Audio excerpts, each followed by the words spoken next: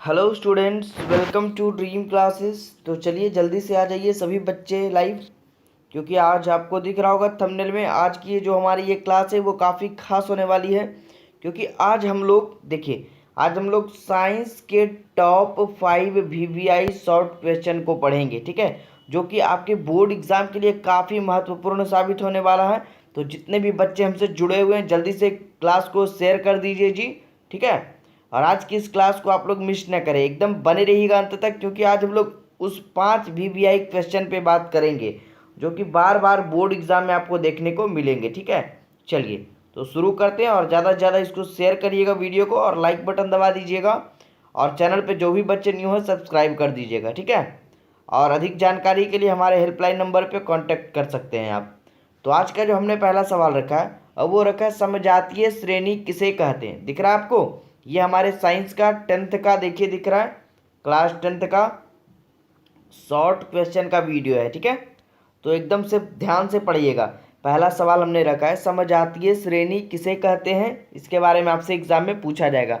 तो आपको वहाँ पे आंसर को टिक करना है। देखिए दिख रहा है आंसर कि समान क्रियाशील मूलक वाले यौगिकों का वह श्रेणी जिसके 2 क्रमागत यौगिक में एक कार्बन और हाइड्रोजन यौगिक का अंतर होता है, ठीक है। क्या कहना है कि जिस समान क्रियाशील मूलक वाले यौगिकों का वह श्रेणी जिसके 2 क्रमागत, क्रमागत का मतलब लगातार यौगिक में एक कार्बन और हाइड्रोजन यौगिक का क्या होता है, अंतर होता है, उसे समजातीय श्रेणी कहा जाता है। ये देखिए BSEB 2018 में पूछा गया सवाल है। तो आप लोग जितने भी टॉप 5 ये शॉर्ट क्वेश्चन आप लोग देखेंगे, सब पूछा हुआ प्रश्न है जो बार बार बोर्ड एग्जाम में आपको देखने को मिलेगा, ठीक है। चलिए अगला सवाल दिख रहा है आपको स्क्रीन पे, देखिए कह रहा है अपमार्जक किसे कहते हैं। बहुत बार रिपीट हुआ है ये सवाल जी, इसको आप लोग एकदम से VVI लगा लीजिए और रट लीजिएगा अच्छे से। देखिए एकदम साधारणता भाषा में लिखा हुआ है। और जिन बच्चों को इस तरह का नोट्स प्रोवाइड करनी हो, क्लास 10th की 12th की, इस तरह के हैंड रिटेन नोट्स चाहिए, वो हमारे हेल्पलाइन नंबर पे कांटेक्ट करिए, ठीक है। हमारी टीम से वो आप हेल्प ले सकते हैं। सवाल क्या है, अपमार्जक किसे कहते हैं। देखिए आंसर को पढ़िए। आंसर कह रहा है देखिए कि कुछ अल्कोहल या कार्बोक्सिलिक अम्ल के संयोग से, संयोग मतलब दोनों के योग से बने हुए, ठीक है। क्या कह रहा है, देखिए फिर से पढ़ रहे हैं। कह रहा है कुछ अल्कोहल या कार्बोक्सिलिक अम्ल के संयोग से मतलब योग से बने हुए यौगिक को क्या कहा जाता है, अपमार्जक कहा जाता है। और यह हाइड्रोजन सल्फेट से उत्पन्न सोडियम लवण होता है, और इसमें साबुन की अपेक्षा आर्द्रता गुण जो है ना वो अधिक होता है। तो एकदम सटीक सा जवाब है, अच्छे से समझ लीजिए, रट लीजिए, जैसे आपको याद करना है कर लीजिए, ठीक है, क्योंकि आपके एग्जाम के व्यू से ये काफ़ी इंपॉर्टेंट है। देखिए तीसरा सवाल हमने बायोलॉजी से रखा है। तो ये जो हमारा टॉपिक चलेगा वो पूरे साइंस से लेकर के हम टॉप 5 शॉर्ट क्वेश्चन को लेकर के आए हैं। इसी तरह से आपका और भी सेशन चलते रहेगा। जैसे हम लोग अगले दिन आपका टॉप 5 सोशल साइंस का लेकर के आ सकते हैं, टॉप 5 हिंदी के सवालों को लेकर के आएंगे। तो इस तरह के हमारे क्लासेस को पाने के लिए, वीडियोस को पाने के लिए आप हमारे चैनल पे आ जाइए, सब्सक्राइब बटन दबा दीजिए और बेल आइकन को प्रेस कर दीजिए, ठीक है। चलिए तीसरा क्वेश्चन दिख रहा स्क्रीन पे, कह रहा है ऋतुस्राव क्यों होता है। बायोलॉजी का ये क्वेश्चन है जी। और देखिए कितना सटीक हमारा आंसर रहता है, ठीक है, ताकि बच्चों को कन्फ्यूजन ना हो और वह अच्छे से इसको याद कर सके एकदम साधारण भाषा में। देखिए एकदम इजी सा जवाब है इसका, ऋतुस्राव क्यों होता है। तो महिलाओं में ऋतुस्राव या मासिक चक्र जिसको कहते हैं, होने का अर्थ है अंडाणु का निर्माण, ठीक है, अंडाणु का क्या होना, निर्माण होना। उसके बाद आप लोग इसमें कहिएगा कि अगर महिलाओं में अंडाणु का निर्माण नहीं होगा तो मासिक चक्र नहीं होगा। एकदम इजी सा सटीक जवाब है, ऋतुस्राव क्यों होता है जी, क्योंकि उसमें अंडाणु का निर्माण होता है। क्लियर है, आगे बढ़े। चलिए अगला देखिए चौथा सवाल। चौथा सवाल भी काफ़ी इजी है और काफ़ी सटीक सा आंसर हमारा, देखिए कितना सटीक आंसर है। अम्लीय वर्षा किसे कहते हैं बताया जाए, ठीक है। तो आपको बतानी है एग्जाम में, ये लिखना है आपको कि वायुमंडल में उपस्थित अधातु, क्या वायुमंडल में उपस्थित अधातु के ऑक्साइड जो है वर्षा जल के साथ मिलकर अम्ल बनाता है, और वह वर्षा के रूप में पृथ्वी पर गिरता है, जिसे हम अम्लीय वर्षा कहते हैं, ठीक है। कितना इजी था, ठीक है। आप लोग अच्छे से इसको नोट कर लीजिए टॉप 5 को, और हर एक दिन हम लोग इस तरह के वीडियोस लेकर के आप लोग के सामने आएंगे और आते रहे हैं अभी तक।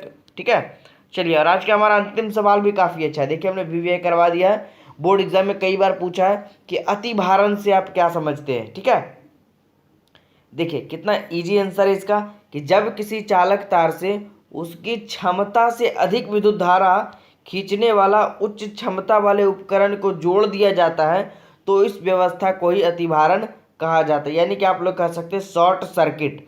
अतिभारण फिर से समझिए, देखिए एकदम इजी सा आंसर याद करना है, पेचीदा नहीं बनाना इसको। कह रहा है जब किसी चालक तार से, यानी जो हमारे घरों में तार रहता है जुड़ा हुआ वायर, उसकी क्षमता से अधिक विद्युत धारा खींचने वाले, यानी जितना उसका क्षमता है उससे अधिक विद्युत धारा, यानी कि विद्युत धारा खींचने वाले उच्च क्षमता यानी बहुत अधिक क्षमता वाले उपकरण को जोड़ दिया जाता है तो इस व्यवस्था को ही अतिभारण कहा जाता है। मतलब कहने का अर्थ ये हो गया, एग्जाम्पल के तौर पे समझिए कि अगर आपके घर में जो वायर लगा हुआ है, तार, इस तरह से जो तार लगा हुआ था, वो अगर उतना क्षमता वाला नहीं है और आप इसमें जो है ना कोई उच्च क्षमता वाला उपकरण जोड़ दीजिए, जैसे कि कोई आप घर में कह सकते हैं एसी जोड़ दीजिए, कूलर वगैरह उस टाइप का उपकरण जोड़ दीजिए जो इस तार से भी क्या हो, अधिक क्षमता का हो, तो इस तरह करने से आपका क्या हो सकता है, उस तार में जो है शॉर्ट सर्किट हो सकता है और वह तार जल सकता है, जिससे हम हमारे घरों में अतिभारण की घटना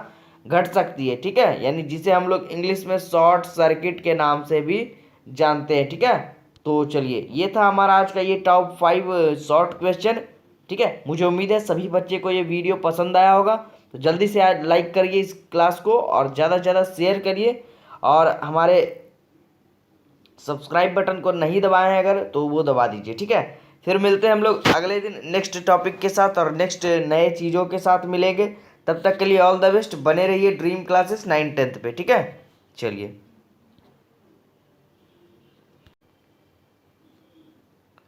hello my dear students, welcome to Dream Classes.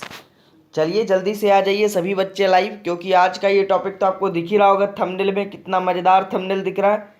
तो आज हम लोग पढ़ेंगे साइंस के वीवीआई शॉर्ट क्वेश्चन को, जो कि बार बार आपको बोर्ड एग्जाम में देखने को मिलते हैं। ठीक है, तो क्लासेस को अटेंड करिए रेगुलरली आप लोग और एकदम से लास्ट तक बने रहिएगा, क्योंकि आज भी हम लोग कुछ ऐसे सवालों को पढ़ेंगे जो कि बार बार बोर्ड एग्जाम में पूछा गया है और आपको आने वाले एग्जाम में ये देखने को मिल सकता है। ठीक है, तो देखिए यहाँ पर हमने ऊपर में भी थंबनेल बना रखा है प्रीवियस ईयर्स, यानी पिछले वर्षों के प्रश्न। ठीक है, तो ये क्लास 10th का ये वीडियो है। जो भी बच्चे न्यू है चैनल पे जी सब्सक्राइब बटन दबा दीजिएगा। आइए हम लोग बात करते हैं आज के पहले क्वेश्चन पे। देखिए हमने पहला जो सवाल रखा है वो रखा है, दिख रहा होगा आपको स्क्रीन पे, कि हीरे का अपवर्तनांक 2.42 है, इस कथन का क्या अभिप्राय है। ठीक है, बहुत ही अच्छा क्वेश्चन है और आज हम लोग इसके सटीक आंसर को जानेंगे। तो इसका आंसर होगा कि हीरे का अपवर्तनांक 2.42 है तथा क्रांतिक कोण 24.44 डिग्री होता है। तो पहले आप दो क्वेश्चन को एकदम अच्छे से रट लीजिए, आपका दो ऑब्जेक्टिव जो है वो क्लियर यहाँ पे हो गया है। ये आपको बोर्ड एग्जाम में पूछा जा सकता है कि हीरे का अपवर्तनांक कितना होता है बाबू, तो क्या बोलना है आपको, 2.42। ठीक है, एक क्वेश्चन क्लियर। दूसरा आपको याद रखना है हीरे का क्रांतिक कोण कितना होता है, तो क्रांतिक कोण क्या होता है जी, 24.44 डिग्री। ठीक है, अब आप लोग आगे बढ़िएगा तो इस सवाल का जवाब ढूंढिएगा कि हीरे का अपवर्तनांक 2.42 है, इस कथन का क्या अभिप्राय, इस कथन का कहने का अर्थ क्या हो गया। तो आप लोग बोलिएगा इसमें कि हीरे का अपवर्तनांक 2.42 है तथा क्रांतिक कोण 24.44 डिग्री है होता है, और हीरों को अच्छी तरह तराश देने पर इसके अंदर जाने वाली लगभग सारी प्रकाश की किरणों का पूर्ण आंतरिक परावर्तन हो जाता है और हीरा चमकीला दिखाई पड़ता है। ठीक है, यानी यही इस टॉपिक का कहने का मेन अर्थ हुआ। समझ गए आप लोग, एकदम इजी सा टॉपिक है, पढ़ लीजिए, समझ लीजिए, 2 बार पढ़िए, 3 बार पढ़िए, आपका ये टॉपिक एकदम क्लियर हो जाएगा। यानी कहने का अर्थ यही हुआ कि इसको अच्छी तरह से अगर तराश देते हैं ना हीरो को, तो इसके अंदर जाने वाली लगभग सारी प्रकाश की किरणों का पूर्ण आंतरिक परावर्तन हो जाता है और हीरा चमकीला दिखाई देना पड़ता है। ठीक है, दिखाई देता है। तो इसी कहने का अर्थ हुआ कि हीरे का अपवर्तनांक जो होता है ना 2.42 है। ये देखिए बोर्ड एग्जाम 2014 में ये पूछा गया सवाल है और बुक्स वगैरह और गाइड वगैरह में बहुत ही ज़्यादा पेचीदा टाइप का इसका आंसर आपको देखने को मिलेगा। और आज का जो हमने दूसरा सवाल रखा है वह भी काफ़ी अच्छा है। देखिए दूसरा सवाल हमने रखा है, बहुत बार यह भी पूछा गया है कि ऊष्माक्षेपी एवं ऊष्माशोषी अभिक्रियाओं का क्या अर्थ है, उदाहरण सहित समझाइए। तो आप लोग को बोलना है उसमें, एकदम ईजी सा समझिए, पहले आंसर को समझिए, कहना है उसमें। देखिए सबसे पहले टॉपिक में बनाइएगा 1 नंबर में ऊष्माक्षेपी अभिक्रिया। तो इसमें लिखिएगा आप लोग कि वैसी अभिक्रिया जिसमें उत्पाद के साथ साथ ऊष्मा भी उत्पन्न होती है। ठीक है, वैसी अभिक्रिया जिसमें उत्पाद के साथ साथ क्या उत्पन्न होती है, ऊष्मा भी। ठीक है, उसे हम लोग क्या कहेंगे, ऊष्माक्षेपी अभिक्रिया। एग्जाम्पल के तौर पे आप ले लीजिए CH4 + 2O2 = CO2 + 2H2O plus ऊष्मा। देखिए यहाँ पे ऊष्मा उत्पन्न हो रही है साइड से, तो ये हमारे आ गए ऊष्माक्षेपी अभिक्रिया के एग्जाम्पल। और अगला हमारा जो टॉपिक है वो है ऊष्माशोषी अभिक्रिया। इसमें जस्ट उसका अपोजिट आपको बोलनी है कि वैसी अभिक्रिया जिसमें ऊष्मा अवशोषित होती है। इसमें क्या था, जिसमें ऊष्मा उत्पन्न होती है या साइड से निकलती है और इसमें अवशोषित होती है, मतलब ये अपने अंदर वो उसको लेती है। ठीक है, ऊष्माशोषी अभिक्रिया कहलाती है। जैसे एग्जाम्पल के तौर पे हम ले सकते हैं आप BaOH का होल ट्वाइस इंटू 8H2O, ठीक है, प्लस 2N4HCN, और ये मिलकर बन गया BaSCN का whole twice plus 2NH3 aqua, यानी कि ये एक्वा का एग्जाम्पल है, प्लस 10H2O। ठीक है, तो ज़्यादा ज़रूरी आपका ये परिभाषा हो गया और एक एग्जाम्पल आप दे दीजिएगा, तो आपका मार्क्स बेसिक जो है वहाँ पर एक भी नंबर नहीं कटेगा। ठीक है, तो अच्छे से इसको स्क्रीनशॉट ले लीजिए और अच्छे से रट लीजिए, क्योंकि ये 2 क्वेश्चन जो है आपको बोर्ड एग्जाम में बहुत बार देखने को मिलेगा। ठीक है, और बार बार आपको तंग करेगा। तो जितने भी बच्चे जुड़े हुए हैं क्लास से, एकदम लाइक बटन दबा दीजिए जी, और कमेंट बॉक्स में बताइएगा कि आपको यह क्लास कैसा लगा। ठीक है, और इस सभी क्वेश्चन के, इस तरह के टॉपिक्स के अगर आपको हैंड रिटेन नोट्स परचेस करने हैं तो हमारे व्हाट्सएप नंबर या हमारे हेल्पलाइन नंबर पे आप कांटेक्ट करिए, हमारी टीम से बात करिए, वहाँ पे आपकी हेल्प की जाएगी। ठीक है, फिर मिलते हैं हम लोग अगले क्लास में, तब तक के लिए बेस्ट ऑफ लक। बने रहिए ड्रीम क्लासेस 9th 10th पे, और हमारे चैनल को सब्सक्राइब कर लीजिए अगर 10th या 9th के कोई भी बच्चे हमारे इस क्लास को देख रहे हैं तो। ठीक है, चलिए।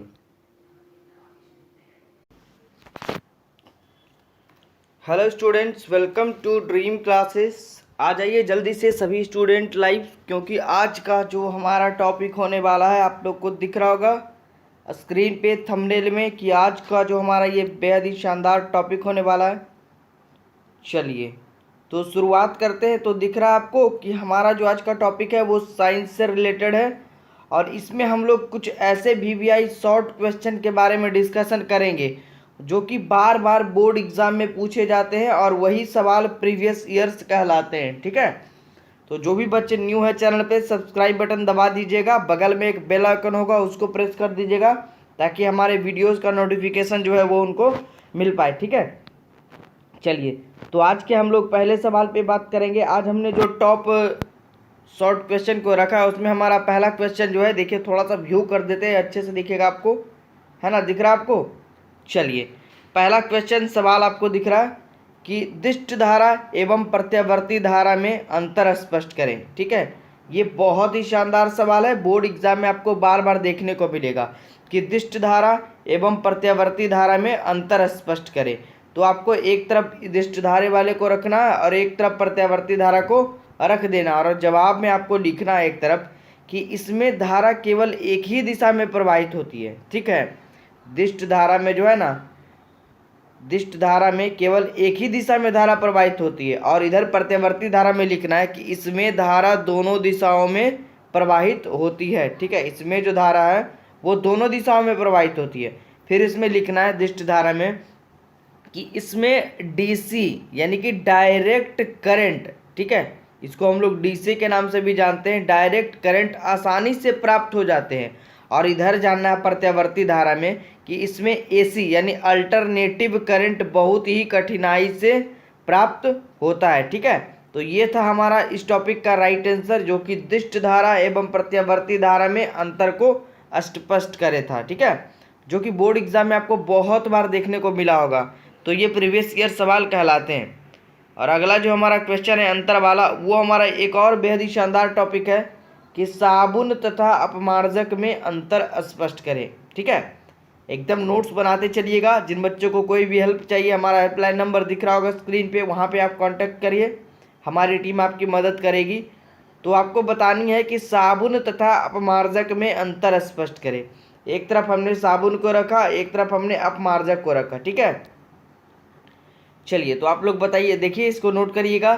साबुन लंबी चलिए एक मिनट, हाँ, साबुन लंबी श्रृंखला वाले फैटी एसिड का सोडियम लवण होता है। और अपमार्जक में लिखना है आपको कि अपमार्जक लंबी श्रृंखला वाले बेंजीन सल्फोनिक एसिड का सोडियम लवण होता है। ठीक है, क्या पढ़िएगा, साबुन जो है ना वो लंबी श्रृंखला वाले फैटी एसिड का सोडियम लवण होता है, और अपमार्जक जो है वो लंबी श्रृंखला वाले बेंजीन सल्फोनिक एसिड का सोडियम लवण होता है। फिर इधर पढ़ना है कि यह खारे जल में आसानी से झाग नहीं बनाते हैं। कौन? साबुन। और इधर याद रखना है कि यह खारे जल में आसानी से झाग बनाते हैं, जो कि अपमार्जक होते हैं। और फिर याद रखना, साबुन प्रायः ठोस के रूप का होता है और अपमार्जक प्रायः पाउडर के रूप का होता है। याद रखिएगा, ये 3 टॉपिक आपको बहुत ही ज़्यादा देखने को मिलेगा बोर्ड एग्जाम में, जो बहुत ही शानदार होने वाला है। ठीक है, चलिए अगले सवाल पे बढ़ेंगे हम लोग। तो इन 2 प्रश्नों को आप अच्छे से कवर कर लीजिए, आपको बोर्ड एग्जाम में ये बहुत ही ज़्यादा बेनिफिट होने वाला है इससे। और आज का हमारा सबसे अंतिम और सबसे बेहतरीन सवालों में से एक हमने जो रखा है इस टॉपिक में। ठीक है, नए बच्चे ध्यान देंगे कि सोडियम को केरोसिन तेल में डुबाकर क्यों रखा जाता है। ठीक है, देखिए बहुत सारे बुक्स और टॉपिक्स में बहुत ज़्यादा पेचीदा आंसर आपको इसका मिला होगा, और बहुत सारे यूट्यूब पर भी बहुत सारे आपने वीडियो देखे होंगे, तो उसमें आपको इसका जो आंसर है ना वो सही ढंग से नहीं मिल पाया होगा। तो हमारे आंसर को आप देखिए और समझिए कितना सटीक और बेहतरीन जवाब है। ठीक है, तो जो भी बच्चे न्यू है चैनल पे सब्सक्राइब कर लीजिए, और इस तरह के वीडियोज़ पाने के लिए हमारे बेल आइकन को प्रेस कर दीजिए। देखिए इसका आंसर क्या होगा कि सोडियम को जो है ना केरोसिन तेल में क्यों डुबा कर रखा जाता है। याद रखिएगा कि सोडियम केरोसिन तेल में नहीं घुलता है और ना ही कोई अभिक्रिया करता है। ठीक है, अतः हम यह कह सकते हैं कि सोडियम को सुरक्षित रखने के लिए हम सोडियम को केरोसिन तेल में डुबा कर रखते हैं। एकदम इजी सा सटीक जवाब है कि सोडियम को केरोसिन तेल में डुबा कर हम उसको सुरक्षित रखने के लिए, ठीक है, उसको सेफ रखने के लिए रखते हैं, ताकि उसमें जो है ना वह विक्रिया ना करे किसी से और वह खराब ना हो। इजी सा आंसर था, इसको अच्छे से रट लीजिए 3 सवालों को। आपको इन 3 सवालों का जो सटीक जवाब अच्छे से याद होना चाहिए, क्योंकि यह बोर्ड एग्जाम के लिए बहुत ही ज़्यादा इंपॉर्टेंट है। ठीक है, तो चलिए आज की इस क्लास में इतना ही। साइंस के लाइव टेस्ट के टॉपिक को आप रेगुलर ज्वाइन करिए, और आपके मैथ की भी क्लासेस चल रही है वहाँ पर, तो उसको भी आप अटेम्प्ट करिए। और जिन बच्चों को हमारे लर्निंग ऐप के थ्रू क्लास को ज्वाइन करना है, तो हमारे लर्निंग ऐप को अभी डाउनलोड करिए प्ले स्टोर से, ड्रीम क्लासेस को, और हमारे क्लासेस को ज्वाइन कर लीजिए। ठीक है, तब तक के लिए रहने देते हैं आज की इस क्लास में इतना ही। मिलते हैं नेक्स्ट डे नेक्स्ट टॉपिक के साथ। तब तक के लिए ऑल द बेस्ट, बने रहिए ड्रीम क्लासेस 9th 10th के साथ। ठीक है।